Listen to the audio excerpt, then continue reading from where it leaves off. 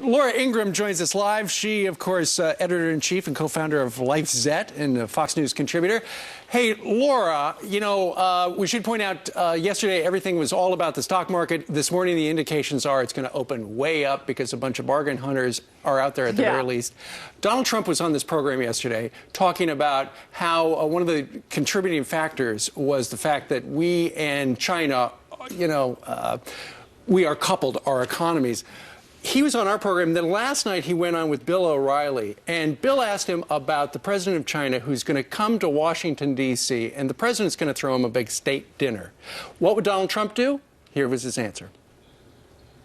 This is the greatest theft in the history of America, with the money that they've taken out. We have rebuilt China, but now it's gotten to a point they've devalued their currency to take even more from us. I would not be throwing them a dinner. We've had this conversation. I'd get him a McDonald's hamburger and I'd say, we got to get down to work. Yeah, but I'd give him a double, probably a double-sized Big Mac. So he'd go whole hog and get him the double. What do you think? Well, here's what's happened since China became a member of the World Trade Organization more than 20 years ago. At the time, we had both President Clinton and then George W. Bush. They were all very excited about that. They supported China's entry into the WTO because they believed it was going to be good for American manufacturers and American exporters.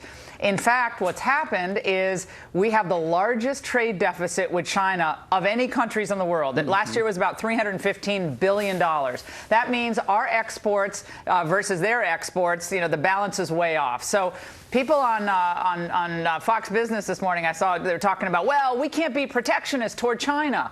I will remind everyone that the last time the U.S. took a really strong stance against China's cheating on trade deals was George W. Bush, I believe in 2003, when he slapped those tariffs on cheap imported steel coming into the United States. 2004 was the last time George W. Bush and any Republican won the state of Ohio.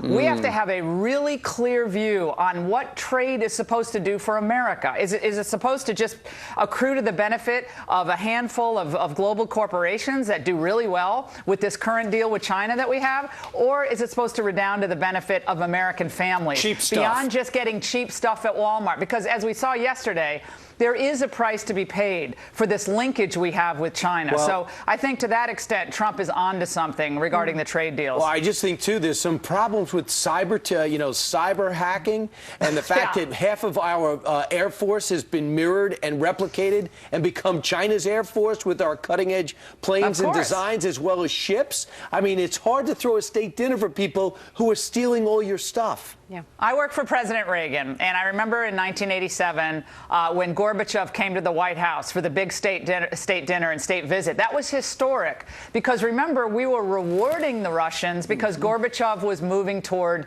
more freedom, more economic freedom in the country, toward glasnost, and that's why we rewarded him with the state dinner. But Reagan took a very different approach toward trade. Remember, he saved Harley-Davidson. Do all these free trade absolutists think Reagan should have let Harley-Davidson go down the tubes in the 1980s? I don't think so. So I think we have to be very, very prudent in how we do our trade with other countries. And I think this Trans-Pacific Partnership, which that's still secret, the big secret trade deal that they're negotiating now, we better understand that China expects to become a member of the TPP. And if it works out the same as the WTO did, I think Americans are in for more linkage with China and more to our detriment. Enough said there.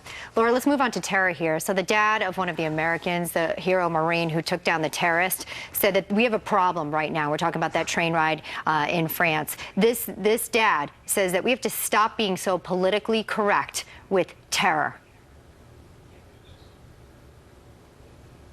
Yeah.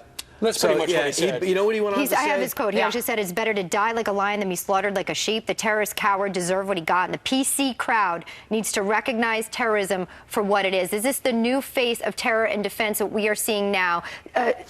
Civilian-dressed Americans stepping up when someone wants to take their AK-47 on a train and blow up as many people as they can. Well, when I first heard about this, I thought to myself, this is just another reset moment for us, because we see real courage in action. Because we hear, remember when Caitlyn Jenner got the award at the ESPY Award? Everyone was talking about courage, and thank goodness Caitlyn Jenner has all this courage and courage. We throw the word courage around very casually in American society. But when we have three men who put themselves second and everybody else's lives first and do what Americans traditionally will do, which is to step up and defend and protect the innocent, we cheer, and we're glad we have these men and women in uniform for us.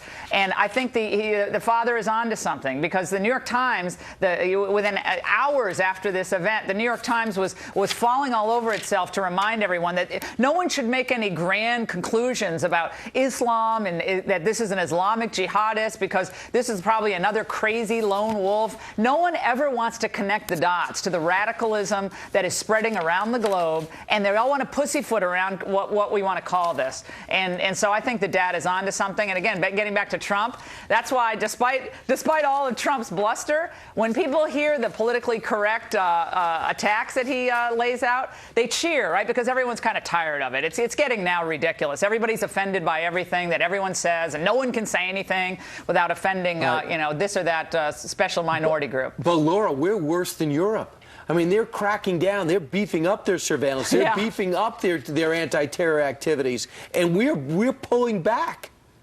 Now, not only are we pulling back, Brian, but we've brought in hundreds of thousands of people from these hotspot, dangerous Islamic countries into the United States through legal immigration. And now we're bringing, all these refugees into the United States. I don't know how many of them are really vetted. I don't know whether Idaho really wants to, be the recipient of all these people from other countries. We have to have, again, a very sober and prudent approach to immigration, to trade, to national security, and we have to drop the political correctness and look at what's best for American interests. Those three men knew it. They knew it instinctively. I think more Americans are onto this, and when Europe is tougher than we are on this, we have a problem. They ran toward the trouble, not away from it. Exactly. Laura, thank you very much. Always a pleasure. Her radio show starts across the country here in about 50 minutes on many radio stations. Laura, have a great day. See you later.